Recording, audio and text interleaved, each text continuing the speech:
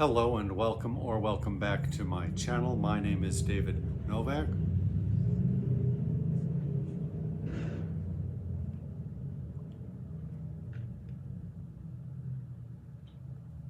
Tonight I am going to give you a poetry reading from my book, The Soul's Refinement. This is part of a project to do a reading featuring each of my books. I have quite a handful of books of poetry that I have written, the last of which is Against Fascism.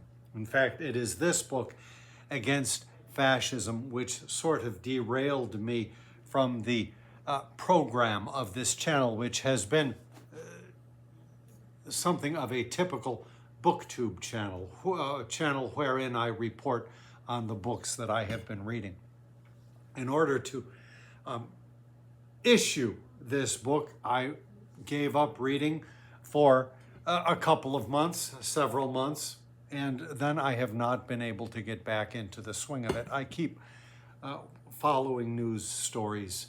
I just came back from a meeting of Indivisible, which is a grassroots organization rapidly expanding across the country to discuss means of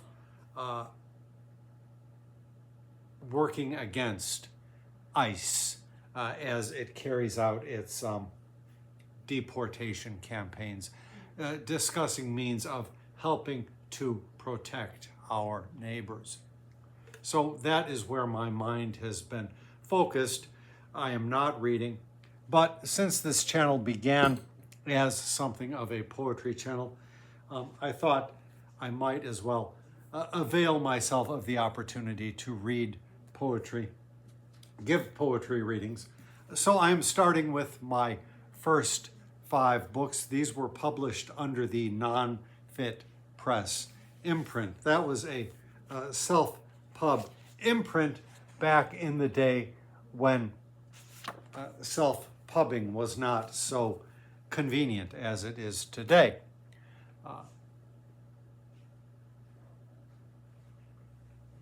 I have done previously a video for my first book, Embodiment and Release, a very short thing, and then a video for Sonnets, my second book. And I will put links to those videos in the description box. I will also link where you can buy my other books.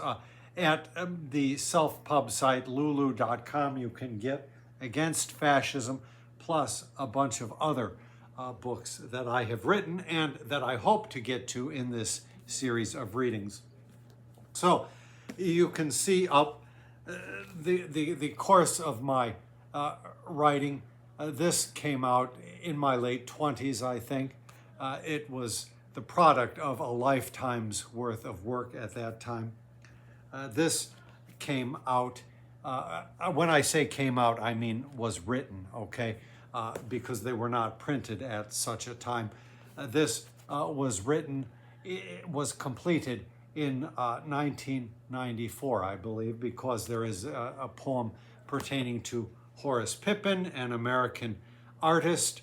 He did woodcuts and paintings, and it came off of seeing an exhibition of his at the Art Institute in Chicago, and I looked it up, and that was 1994. The book I will be reading from today was from 1996, and you can see each book successively got larger. The next reading will be something from the Requiem, something of an epic, though it doesn't really touch all the bases of an epic to my understanding. Not that I really understand what they are. Let us just say it's a big poem. And then that will be followed by Against Holy War. So these 5 were all, as I say, under the Non-Fit Press imprint, And to get your own copy, you will have to go to a site like Bookfinder or whatever is your preferred online vendor for used books, or used or remaindered books, as it were. I checked a couple of days ago, and copies are available for something like $10, including shipping, but there is not a wealth of copies available. So if you want one of these collector's items, you might had best put in your bid for them. Now, you could come to Chicago and see me at some event, and I could probably just give you one from the box. I still do have some of them. So for some reason, back in December, I did a video which I called a deep dive into the soul's refinement. I will also link that in the description box, in which I talked about this book. So instead of talking about this book, I am just going to read from the first poems. Now, these poems were poems using the sonnet as sort of a stanza. There's a tradition in poetry of doing so. I've never tried to break up the poems into the constituent sonnets which form the poem entire. I don't know if it's possible. I would not actually care to see it done, but I will just present these with minimal discussion because, as I say, I can refer you to that other video, perhaps a little bit.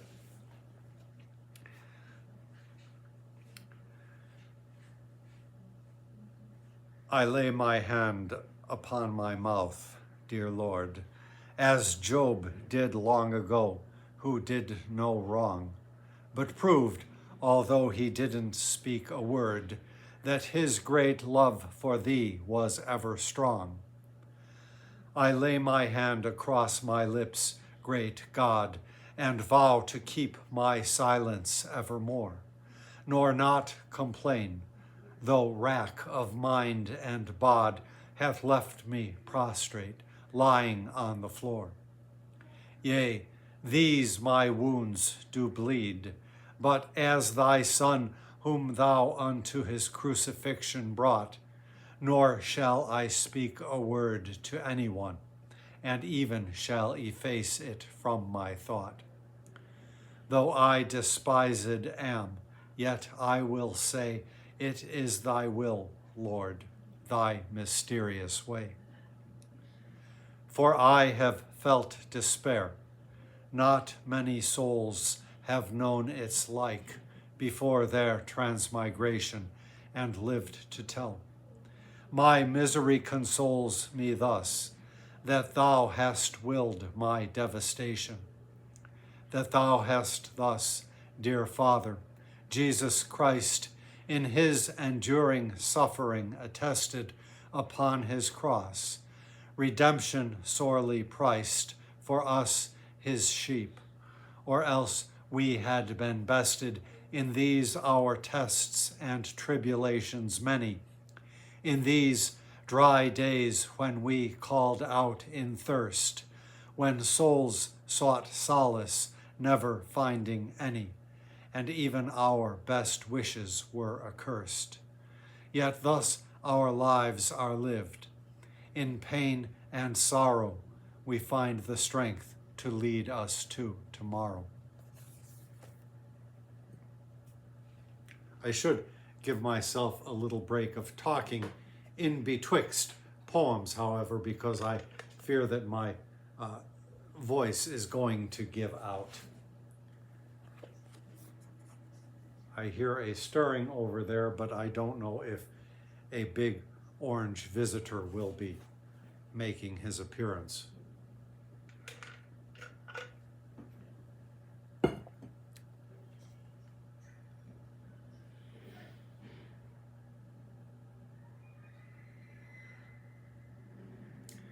I am noting a certain tentativeness here.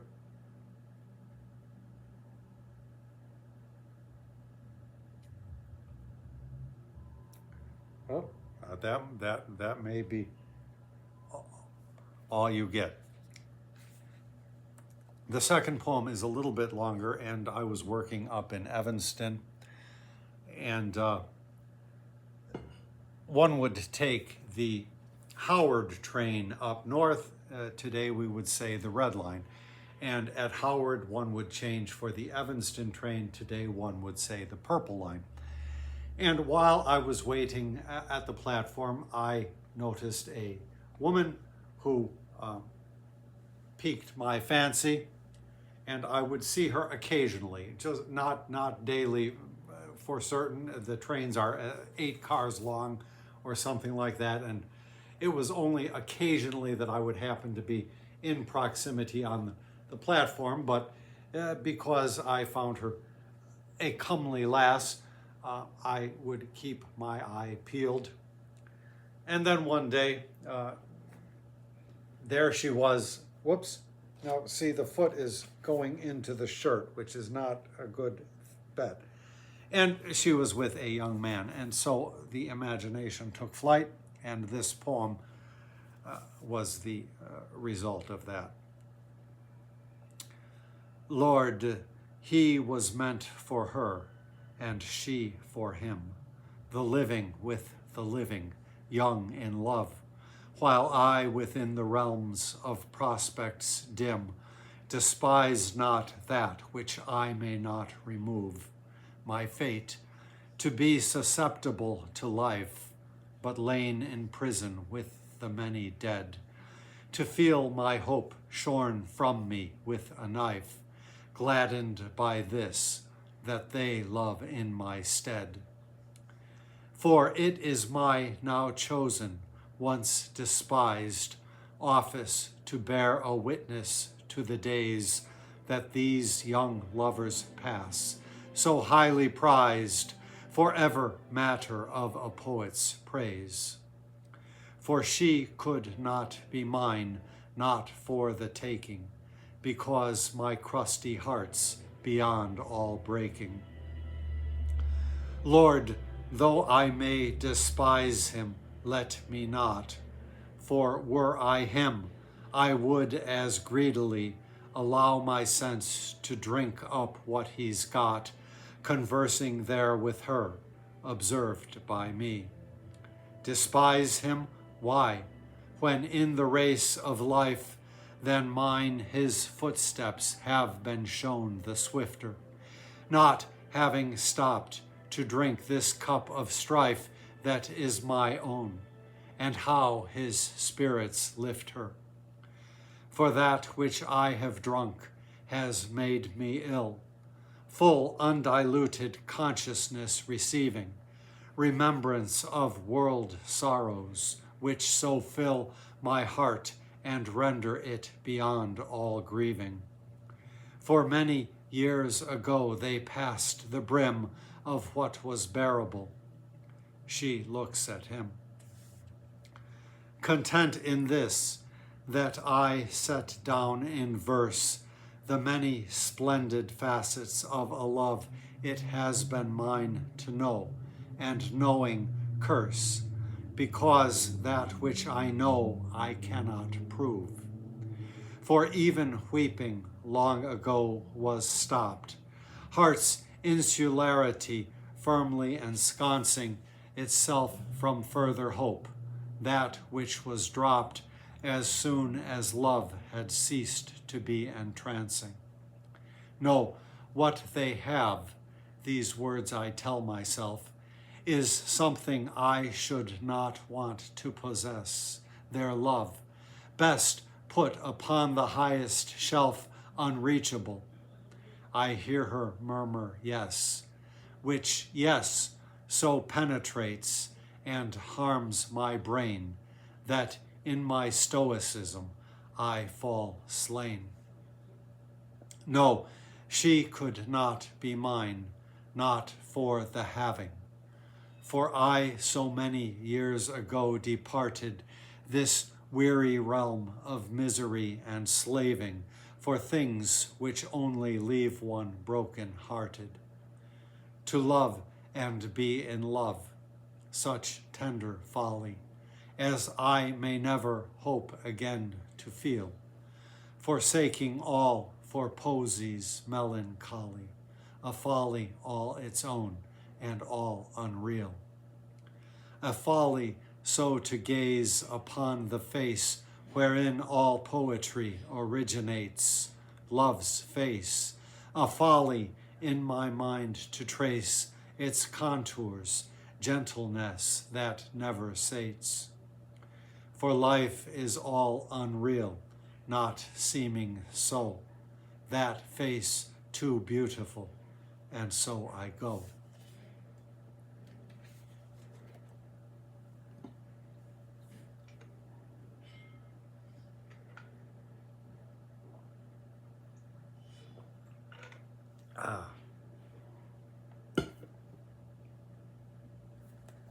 This is how I was looking at the time that one was published. A little bit disreputable, but perhaps not so disreputable as now with all of this up here. I should add, if you go to that video I mentioned, the deep dive into the soul's refinement, there you will see my haircut as I would like it to be. I wish this were coming off soon.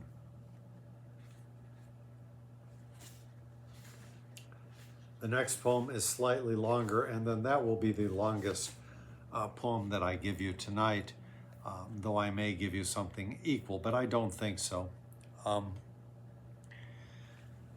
One of the troubles with books of increasing size is that it is harder to present a representative selection of poems in a short reading.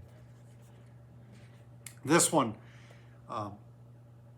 I mailed to my teacher, Paul Carroll. He had left the Chicago area, and got a nice note back from him. He said very nice things about the poem. For more details to that anecdote, you may check out that deep dive video.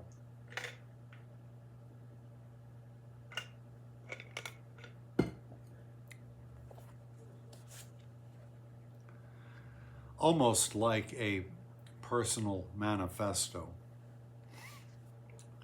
And I did write a poem later in answer to this. It never found its way into a book, and I doubt that I could find it. If I could, I would possibly bring it out and let you hear that. My poems tend to respond to each other, as well as to other poems. Lord, were I not a poet, but myself, were I not this tenacious, weary student of dusty volumes placed upon the shelf, brimming with their ideas wise and prudent, were I not this, a fly trapped in the web of many kinds of ancient modern lore, yarns and tall tales that don't seem to ebb in their account of what went on before. Were I not what I am, this misbegotten creature, time's eunuch, that was I the brunt of mankind's fallacies, hushed sins forgotten, rank fanciful illusions formed to blunt the pain of consciousness. Were I not this, I might, like many others, dream of bliss. But dreams of bliss do not sustain, and I am well aware, retain full consciousness of what it does and means to tell a lie, to keep a lie, to harbor and profess. What did I want in youth? To help the world, to ease it of its sorrows, when I've done in practice opposite. Youth's dreams unfurled once proudly, now dried out beneath the sun. the pains of which I was the instigator, and inadvertently through my verse am, to all the natural world a heathen traitor, to human brethren close-lipped like a clam. These all, my human nature not forgetting, I understand, and so I keep regretting. The vain intent that words may seem a beauty when ugliness upon this beauty hangs. The vain conceit that I fulfill my duty in writing down my love's deceptive pangs, when that for which I long is but a lie, never of truthful substance, always false, meager attempt a cold heart to deny, and stifle in the mind deep conscience calls. Why am I so unfit? Why must I ever upon great conflagration oil add, as must a man from all his brethren sever, and outcast him, a creature mean and bad? For what I am is never what I wanted, but be a simple boy, thoughtless, undaunted. Prisoner to my thoughts I seem to be, too all wrapped up in mental pain to lend a hand of consolation, such as we but hope to see our life's poor pittance end. Lord, how to this low state did I descend, when I was never scheming, full of wile, though I have learned full well how to pretend and cover up my cunning with a smile. Only an age of treachery begets the kind of falsehood that so binds my being, and grafts upon a soul that no tear wets, deceitful words, ear pleasantly agreeing. For heart and ear engage in rank collusion, pretending true love which is an illusion.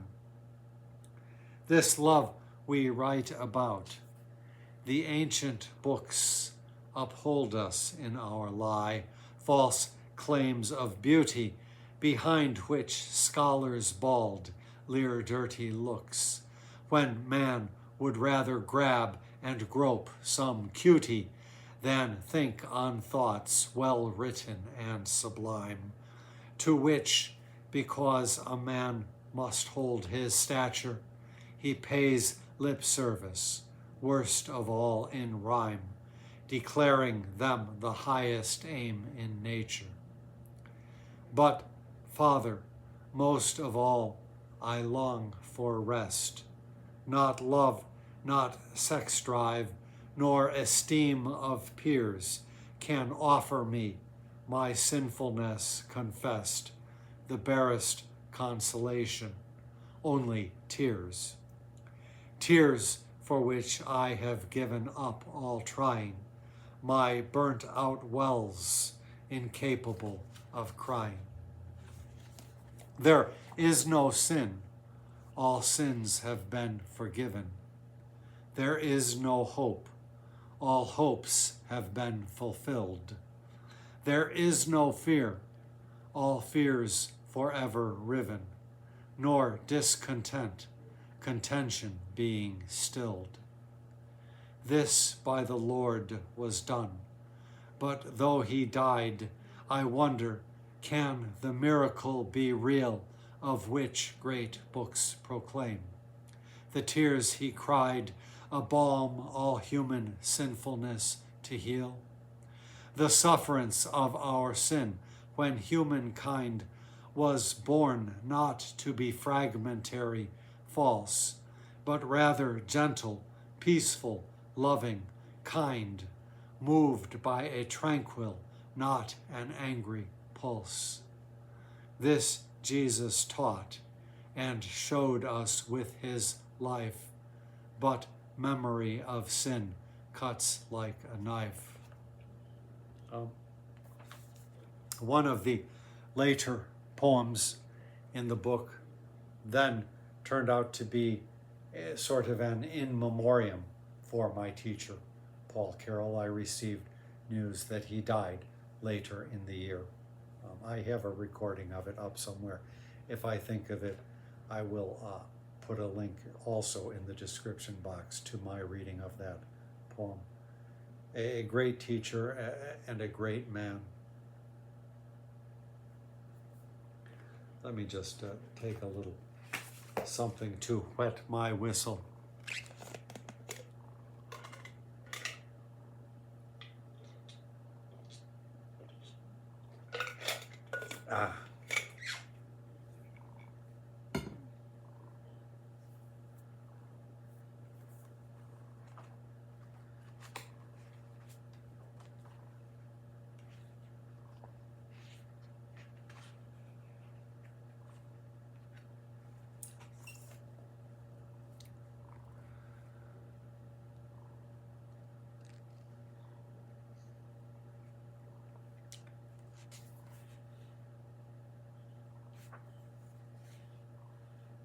This is another long one, six component parts.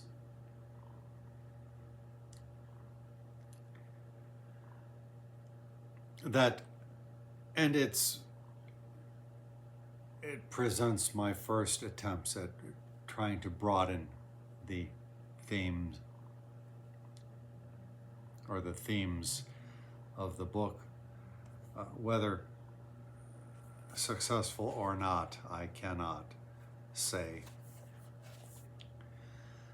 That I may not fulfill my life's chief aim, I count no loss, Lord, not a disappointment, when I have been negated in my claim, my wounds and woes dressed with a burning ointment. For what are these, my petty hopes that I've seen sundered piecemeal, drop by aching drop, so that where once I wished that I might thrive, now only do I wish the hurt to stop. The hurt to stop, wherefore my mind doth chase delicious, unremitting, fleet phantasms, that serve my higher aspects to debase, and those my lower set with fearful spasms, like as thy children when they had to face the Spanish conquerors' deep lust-filled chasms. The Indians they slew, but yet their own souls cast they to the dogs, the hounds of hell. So this must I believe, Lord, who have known thy tender mercy, though not known it well. They did it in thy name, and many time I find that I have justified misdeeds invoking thee, declaring it no crime to act impelled by overwhelming needs. In this I erred. Lord, from this error keep me. In this I sinned. Lord, from this sinning cleanse me. For errant ways continued errors reap me, till sinning's wages, death, shall recompense me. Lust's gleaming blade, taught unregenerate, taunts my prehensile hand, which tempts thy hate. A daughter clinging to her mother would not yield her to the devil's angry clasps, with which he slew them, laughing well and good, at which the soul's refinement heaves and gasps. Lord, were I in that kind of situation, with no external conscience, and possessing a power absolute, would deprivation lead me to deeds whose dare defies confessing? I fear it would. For man's depravity, I fear, runs in my veins, its muddy current, drawn on as if it were by gravity, though by that love I felt, I wish it weren't. Far better that a man should slay himself than take a frightened child to be his pelf. Are such things done? Lord, Lord, I know they are. Yes, even here today they are enacted deep in some angry heart beyond all care, converting life into a hell protracted.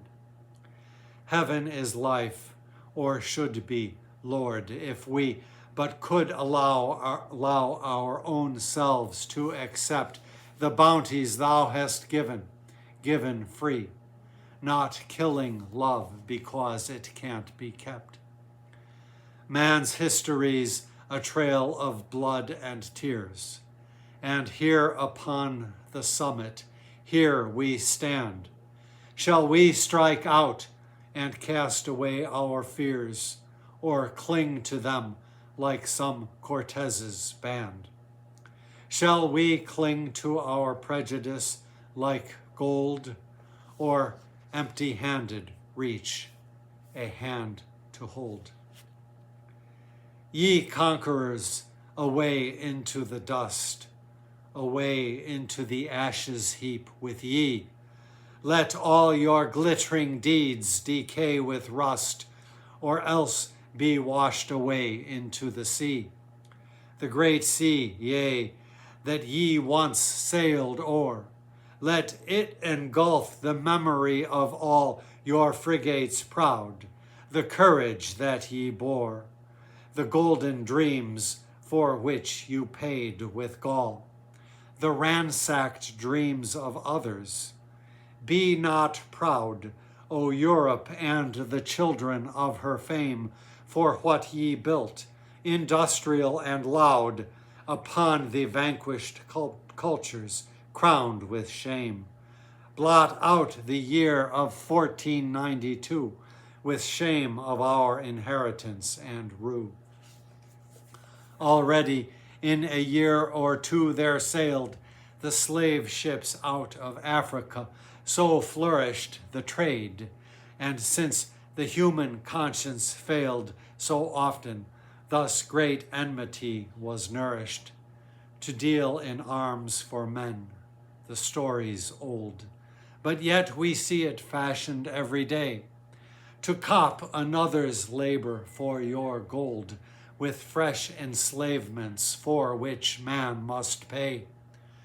Ye lusty men, ye brave and lusty men, I see you on the corner even now, engaged in commerce. 5 will get you 10, and here's Beelzebub to show you how. In competition's laws we all agree, it's dog eat dog, but privately, not me. So I should go through some of that a little bit, as I've been doing with the sonnets.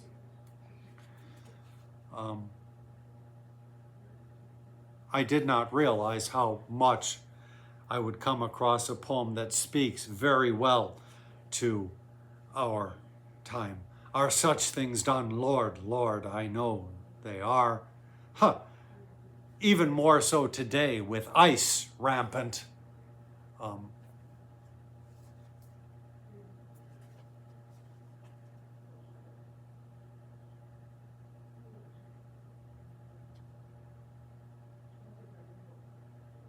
The regime, the Trump regime, has already voiced its express wish to utilize these concentration camps, which have been built and are being built domestically, to utilize these as holding pens for persons to be let out as slave labor. This has been voiced by the regime, the Trump administration, so called. And it is not known how many of these disappeared immigrants and others, I believe some citizens have been disappeared as well. How many of these have been utilized for other forms of human trafficking as well? One hopes that this regime can be toppled and an accountancy taken.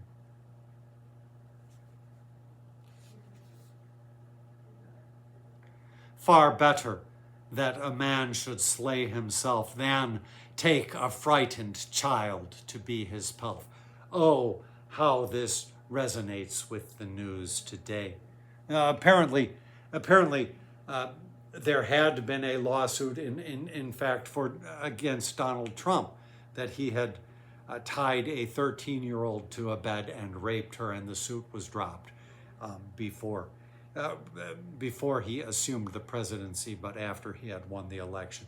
This is, of course, not out of keeping at all with all the rest that we know of Donald Trump and the circles he hung with in his Mar-a-Lago et al. Lifestyle with the Epsteins and Maxwells and other of his cohort.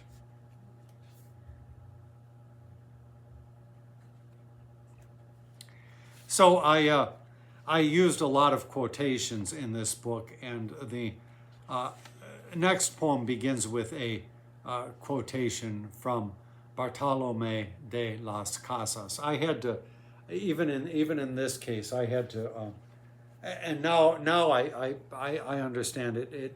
I should have just taken it as fair use and let it go at that, but it was an ordeal getting the quotations. Many in this book were longer than this. This is just a short little squib, but I never did it again. It was more work and even expense than I cared for. I should say this is another one of those poems. It has four stanzas or four component sonnets, so to speak. And the second one kind of has an irregular jump. You would almost think that there was a stanza missing that had been removed. No, this is how the muse delivered it to me. When you obey the muse, you have to heed whatever she says. And so this irregular jump is part and parcel with the poem. So consequently, these first sowers of destruction are responsible for the infamous lie which spread throughout the world that harmed the cause of multitudes of men. Bartolomé de las Casas. Columbus Day. It is a day of mourning. Weep, weep for all of those the Spaniards slew, enslaved, raped, tortured, while themselves adorning in gold and boastful vain conceits untrue. Weep, weep for all of those the dispossessed, beneath the great colonial yoke, in Africa, into forced labor pressed, called nation building, dark apartheid's cloak. Today we see the death of an old lie, the lie of white supremacy once wrought by ardent men, their crimes to justify unto the souls unto whom death they brought. Oh, happy day, the lie has been revoked, though not the fact, when millions are still choked. And led the way to overpopulation, such as the world was never meant to bear. Vast multitudes consigned to dearth, starvation, while some, a few, don't seem to have a care. Such was the legacy Columbus wrought in his religious zeal to serve the crown, the monarchy, while pestilence he brought, the words of Jesus all but did disown. The monarchy of Mammon as still lives in many hearts, not heeding creed nor kind.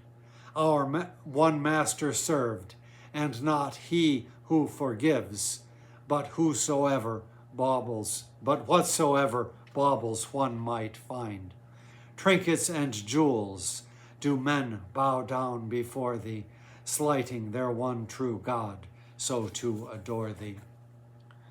Lord, let us choose instead to celebrate the deeds of the resistant, such a saint as good I didn't know any better. He was not entirely such a saint. He had his limitations as well, but let's go ahead regardless. Lord, let us choose instead to celebrate the deeds of the resistance, such a saint as good Las Casas was, whose love not hate stands testament against stigmatic taint. Born of converted Jews, so some believe, as ever was the Christian conscience Jewish. The solitary path to our reprieve did he barefooted tread, not ever shrewish. Lord, let us celebrate a Montesino and all his brethren who stand up and dare to truthfully chastise the lies that we know were never valid, never anywhere. Nelson Mandela, and let us recall the legacy of Amilcar Cabral. I say, who are the Christians? Who are they, if not these men who dared and dared to die, not flinching from the truth, which is God's way, or shouldering the burden of a lie? Who are the Christians? Those who truthful speak against the tyrant powers of any age, who mildly speak and turn the other cheek when mildness most provokes the tyrant's rage. Lord, let us honor these and never those who let themselves get caught up in the rush for swift material gain, unearned repose, luxuriant extravagances, lush. For honoring the truth, they honor God, all who oppose greed's secular jihad. So there are several problems with that, but so it is. Even much of the Bible I would not call the gospel truth. People often are literalists of any of these texts. T.S. Eliot once complained regarding his criticism that people held him to assertions he made 40 years before, in some cases which he didn't even remember what he was trying to say, what the assertion itself was driving at. No, what can I say? Las Casas was not a human being without flaw.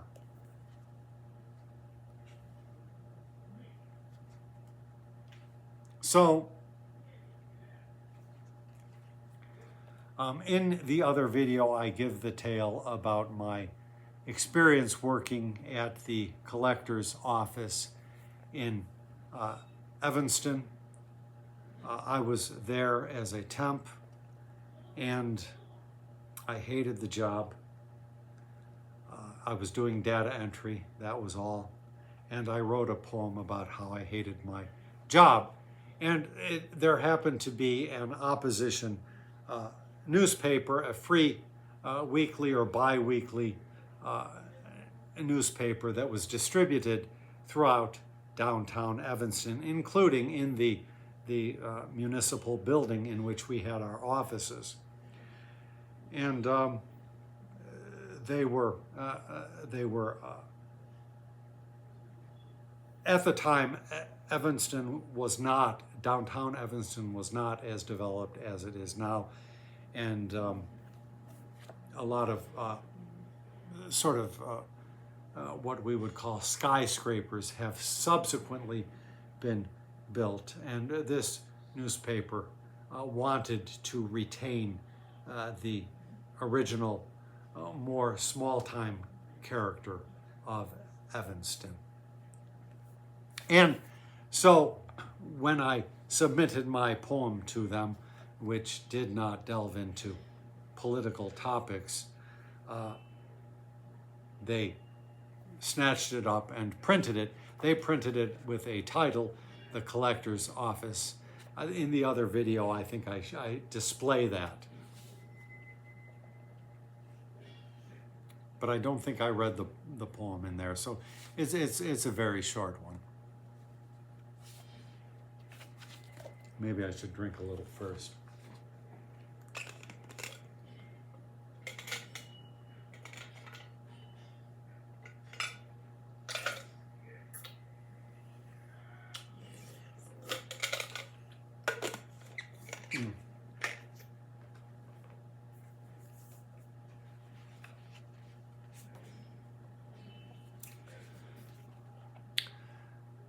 So to the lion's den must I return, the Evanston collector's office, Lord, my meager half-scale wage once more to earn, the ways and means of it wholly abhorred.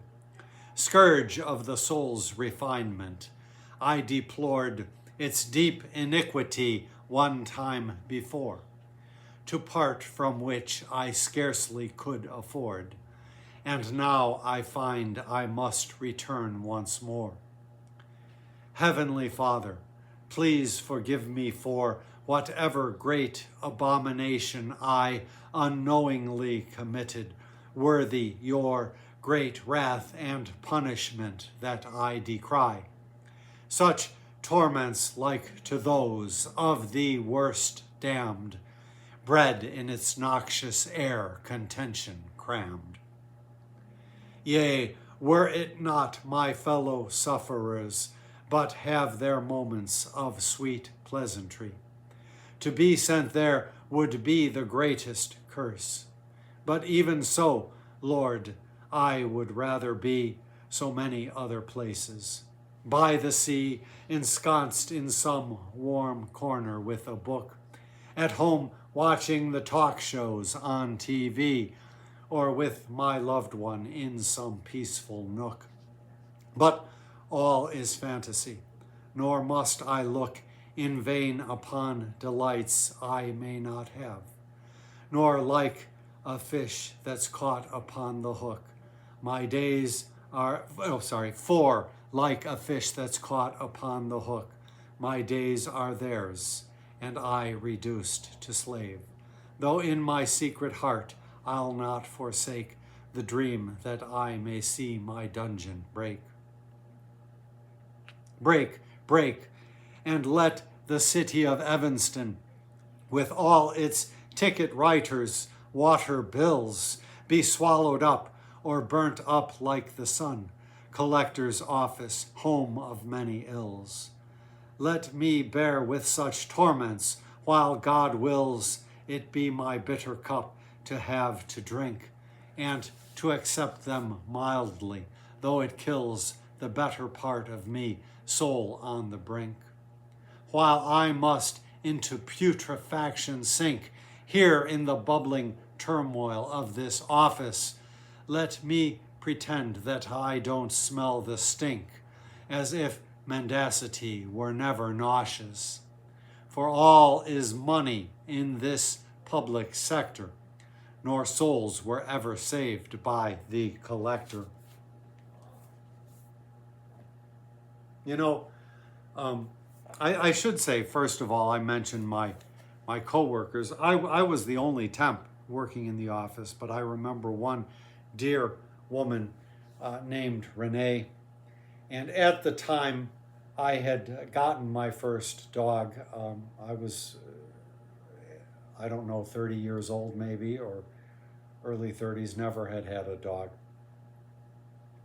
And she was a big dog lover. I didn't know that owning a dog would sort of divert my life to a different stream where I would come into contact with dog lovers and animal lovers on a regular basis. It was a great awakening for me. I said that getting a pet introduced me to the weather. I had never been aware of weather before that. She was a marvelous lady. She was run ragged by this job. You had a lot of direct customer service with irate customers, as you would expect, rightly or wrongly. And she had a dog. I don't remember the name, Brandy possibly, something like that. And the dog had taken sick and did die. And it was only a dog of like 2.5 years old, something like that. A dog that she absolutely adored. And this woman was devastated by it. And since I've had many dogs and cats, and when you have an animal, we had one that died en route. We adopted it, and it died after landing in the United States. It was from abroad, and it's devastating whichever way it happens. Even if you've had an animal that has lived with you a long time, I mean, it's always devastating, and no matter how many times it happens, it does not get any less. But she was a really marvelous woman, being run ragged by just the job that was so inhumane to its workers, even as the office could be likewise inhumane to the citizenry it purported to serve. So we are getting close to the end. I should say that poem particularly, you can really see Claude McKay opened up the world for me. He is the great poet of his time, the great American poet of his time. T.S. Eliot was coterminous with McKay. McKay died a little sooner, but Eliot moved to England. Eliot was something of a dead end. Myriad poets tried to follow him, tried to imitate him, but it was a dead end. McKay opened the way for poets to follow. I don't know how many others have followed him besides myself, but it was marvelous. And if you listen to my readings of some of his sonnets, there are ones dealing explicitly with going to the job. And I go darkly rebel to my work, just dreading having to go into the job. There's a direct connection between McKay and my poetry, particularly in this book. So I will close off with a poem that I wrote, which you can also find in my little chap book, Presidential Considerations. When Bill Clinton won the presidency, he had Maya Angelou read a poem. I didn't think it was that good, and in fact, in my first play, I mocked it a little bit. But I thought to myself, when he was coming around to his second term, well, put your money where your mouth is. If you think that what she did wasn't up to snuff, let's see what you can do. And so I closed the book with a poem which is not done in the sonnet form, but rather in couplets. And something like this could not be said or could not be used today, but it was the kind of thing that I felt should have been said. I tried to get this poem to his attention. My Congressman Sidney Yates, I believe, sent it on, but doubtful that he saw it. So, poem for President Clinton's second inaugural, not used. Father in heaven, as we face tomorrow, our nation lead to joy away from sorrow. Lead us away from strife sectarian, all men created equal. Sorry, I'll give it again because I kind of goofed up on that. Father in heaven, as we face tomorrow, our nation lead to joy away from sorrow. Lead us away from strife sectarian, all men created equal, man to man. Lead us away from bigotry and hate, from pride and thinking ourselves over great.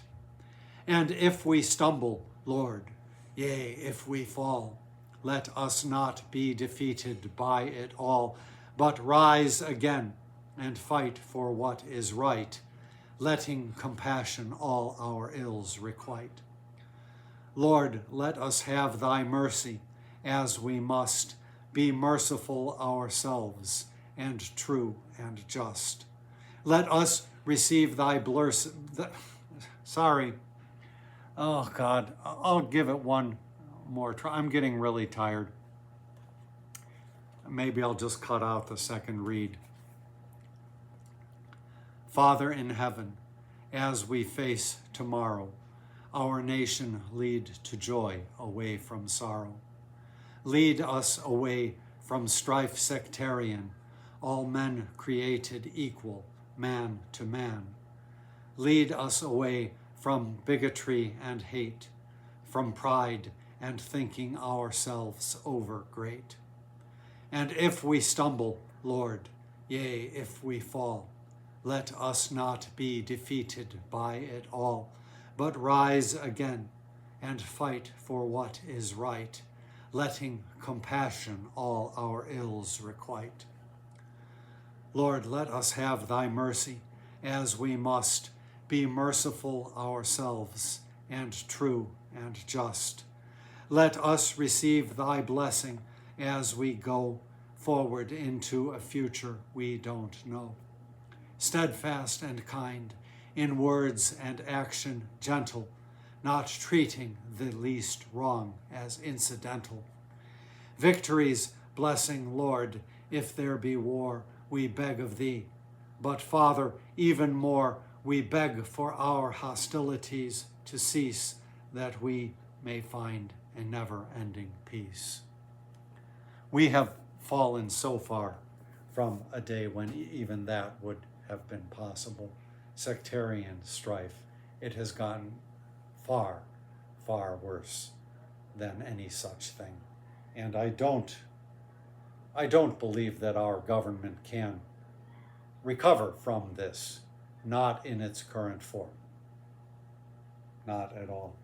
So I would encourage you to go and check out this book at my Lulu site and purchase yourself a copy. There are plenty of videos on this channel of me reading poems from this book. If you go back to just about anything that I posted on this channel in February, March, April, it's likely a reading of a poem from this book. Thank you for stopping by my channel.